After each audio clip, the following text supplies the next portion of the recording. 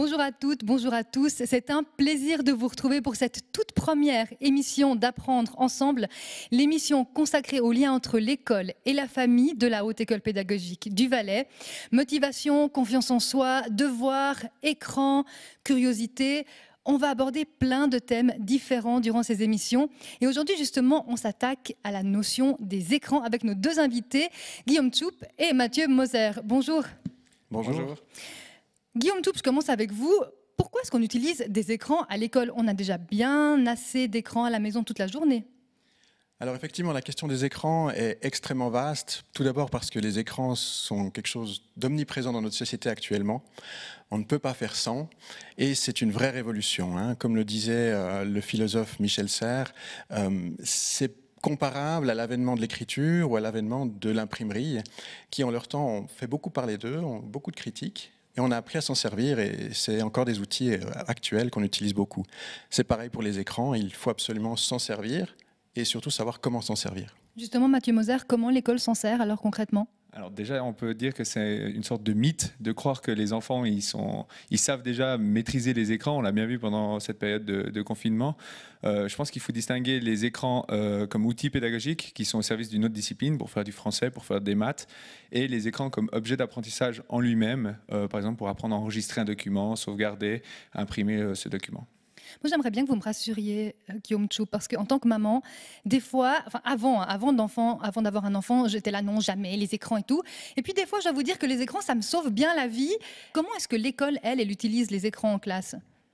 Alors, tout d'abord, l'écran en classe est un objet d'apprentissage et un outil d'apprentissage. Et beaucoup de recherches ont été menées, par exemple au Canada, par M. Carzanti, qui démontrent clairement que l'outil en soi ne va pas permettre d'apprendre, comme un crayon, un papier en soi ne permettent pas d'apprendre, mais d'exploiter correctement le crayon et le papier permet des apprentissages. Et c'est pareil pour l'écran. Donc, ce qu'on fait en classe, c'est qu'on va exploiter les possibilités des écrans pour favoriser les apprentissages, que ce soit au travers pour la communication, pour l'échange de données, pour l'accès, pour une ouverture au monde, ou encore au travers d'applications qui permettent d'être auto-adaptatives, de donner des petites relances, ou encore de s'adapter spécifiquement à des enfants qui ont des besoins spécifiques. Alors justement, sur le terrain, ça se passe comment, Mathieu Moser ? Alors justement, c'est la qualité en fait de l'engagement de l'élève, c'est la qualité de l'activité pédagogique qui est choisie qui va justifier l'utilisation des écrans. On peut l'utiliser de différentes manières. En tout cas, mes enseignants l'utilisent en faisant de l'évaluation formative parce que les écrans et les outils numériques permettent d'auto-corriger les élèves et on peut aussi l'utiliser pour faire des exercices en autonomie.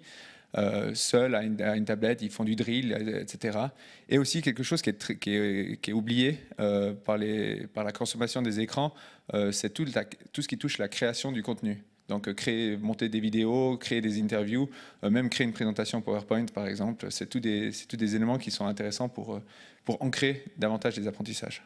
Guillaume Tchoup, au niveau prévention, est-ce qu'il y a des normes, des recommandations? Parce qu'on peut imaginer, moi je suis prof aussi à l'ECCG de Martigny, certains de mes adolescents passent 6 à 7 heures par jour sur leur smartphone.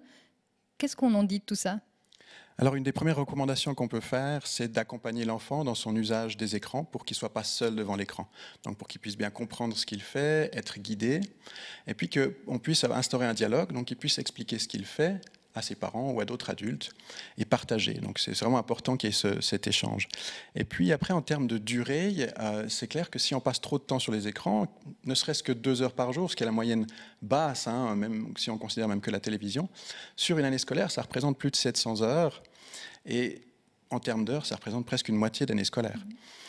Donc c'est clairement important de limiter le nombre d'heures et d'être attentif à ça. Après, c'est difficile d'avoir des normes extrêmement précises parce que c'est difficile à atteindre, ça ne correspond pas à tout le monde et ça ne prend pas en compte la qualité de ce qu'on fait sur les écrans.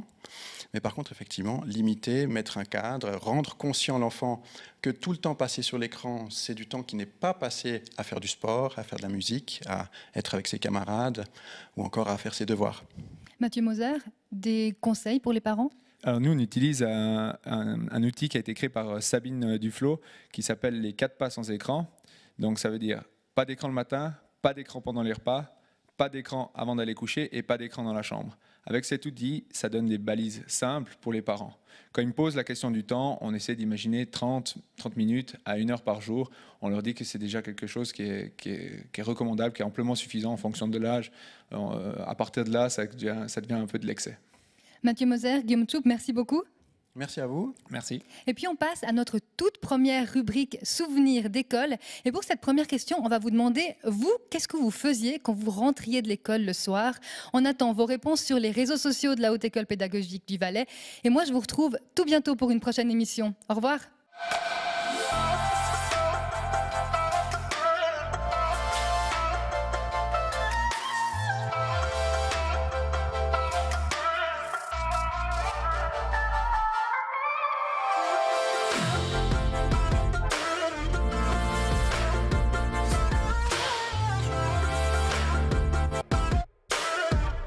Wow.